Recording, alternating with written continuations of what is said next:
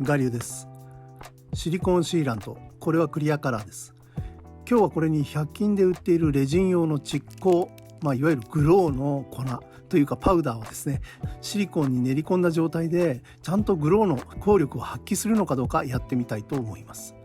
あとこれは同じ販売コーナーで売っていた UV カラーチェンジパウダーという怪しげな粉です。何でもパッケージには紫外線に反応して紫色に変色すると書かれていますが、これってどうなんですか？軽ムラってことですか？よくわからないんですけども、とにかく謎だらけなので、こちらもシリコンにとりあえず練り込んでみようかと思います。作るのは以前作ったシリコンスメルトと全く同じものですが、今回は一回り小さなものを作ろうと思います。使うフックはドヒトミというかマルトのですね、ストリーマー用フック I77 の6番です。かなり小さく、海なら小アジでもかかりそうなサイズですね。先曲がりラジオペンチとハンドロックプライヤーの組み合わせ、別名クールバイスと呼んでますが、これで固定します。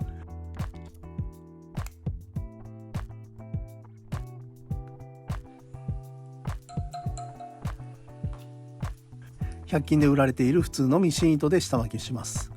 これ本格的にフライタイングをやられている方が見たら笑うかもしれませんけども、身近なもので敷居の高いフライタイングの世界を体験できるといった意味では結構画期的だと、その分野の方からもお褒めいただいたので、嬉しさのあまり勝手に自画自賛しています。私が参考にしたシリコンスメルトの動画では使っていませんでしたが、これが魚でいうところの中骨の役目になって壊れやすいシリコーンの補強役となります。尾っぽというかティンセルの役目も果たすので、とても気に入っています。ということで、この商品はオーロラクッションダイソーで売っています。これを折り返して巻きつけるので2本あれば十分ですね。2つ折りにしたものを真ん中あたりに軽く巻いて折り返してしっかり巻きつける。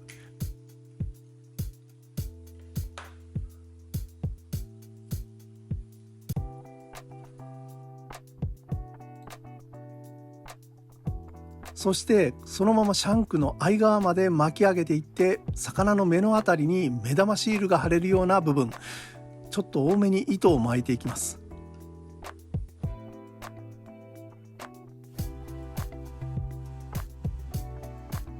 ちょっとこれボビンホルダーのテンションが弱いですね。ちなみにこれ本当に一番安いボビンホルダーなんですけども、僕はどちらかのワイヤーに糸をこうやって絡ませることでテンションを調整しています。はい、これで巻きやすくなりました。目玉シールが貼れるぐらいの土台を作るとなると結構巻かなければいけませんね。はい、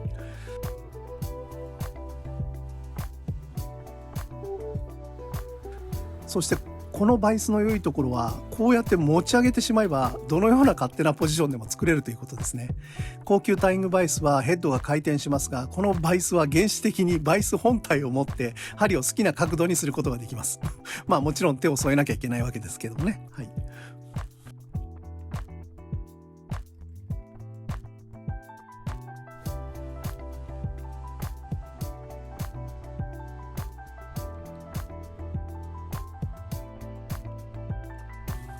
ある程度巻いたらハーフヒッチとエンドノットで糸を止めて、ダイソーで売っている魚の目玉を貼ります。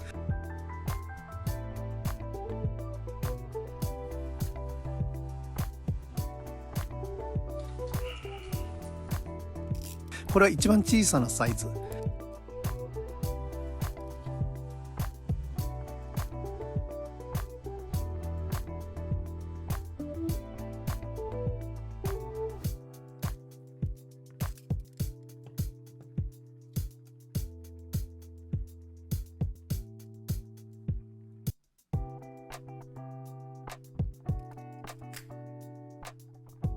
目玉についている粘着力だけではちょっと心もとないので、このレジンで固定していきたいと思います。目と目の間にできた隙間に流し込む感じですね。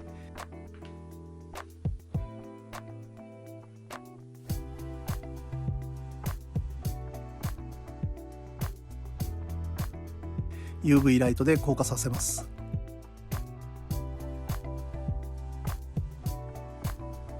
反対側も同じように。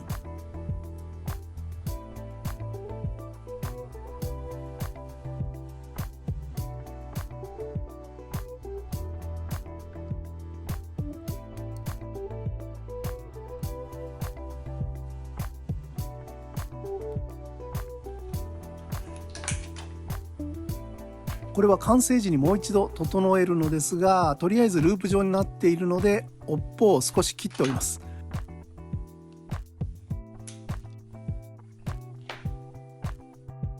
これで骨格部分は完成ですね。見た目ほど難しくはないのでぜひやってみてください。シリコーンと問題の粉を混ぜていきます。今回は必要な量のシリコーンを紙に出し粉を混ぜます。分量はよくわからないのでこれ結構適当です。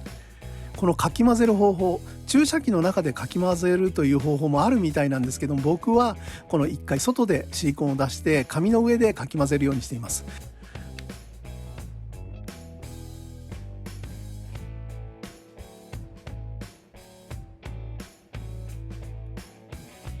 それにしてもこの粉は本当に謎ですよね。そしていよいよ先ほどの骨格部分にシリコーンをまとわせる作業ですが、その際に使用するビニール、今回は少し厚めのチャック袋をカットして使っています。僕これ何回か作ってみたんですが、使用するビニールはある程度張りがあった方が仕上がりにシワがなくてすごく綺麗にできるんですよね。作る形にもよるんですけども、今回のスメルトですね、小魚の形であれば僕はこちらの方をお勧めしたいと思います。これも何度かやってて気づいたんですけども、針先にシリコーンがつくと取り払うのに結構苦労します。なのでマスキングテープやセロハンテープなどで針先部分をマスクします。まずはグローからやってみます。コメントでお菓子を作ってるみたいっていただいたことがあるんですけども、確かにそうですよね。パティシエさんなんていうのはこういった作業のスキルはものすごく高いでしょうし、なんかすごい秘密の裏技持ってそうですよね。僕は今回もセオリー通りにビニールの折り目部分にシリコーンを必要なだけ持って骨格を埋め込み、ビニールを折りたたんで挟み、あとは指先で自由に魚の形にしていきます。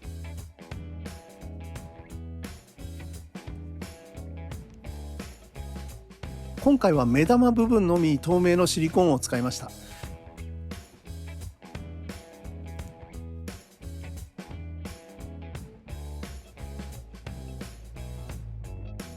このままシリコーンが固まるまで待ちます。僕は念には念を入れて2日ほど待ちますね。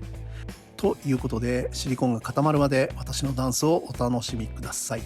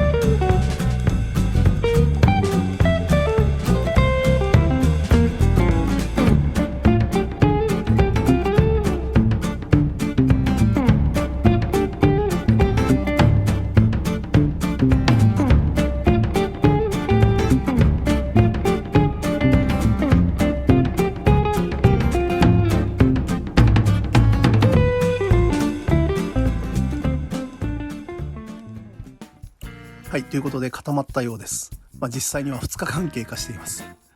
開封してみましょう。針先をマスクしているテープを取って余計なバリをハサミでカットして整えます。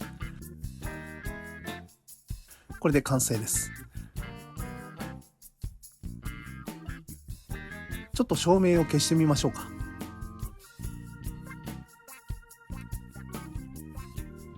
結構グローは強烈に光りますね。ちょっとこれは光りすぎかもしれませんね。グローの粉入れすぎたかもしれません。でもちゃんとグローの粉は機能してますね。謎なのはこれですよね。どうやら蛍光でもないみたいですね。UV 光を当てても光ることはないようです。その代わりですね、ピンクから紫にカメレオンのように変色してますね。ほら、紫外線が当たらなければまたピンクに戻っていきます。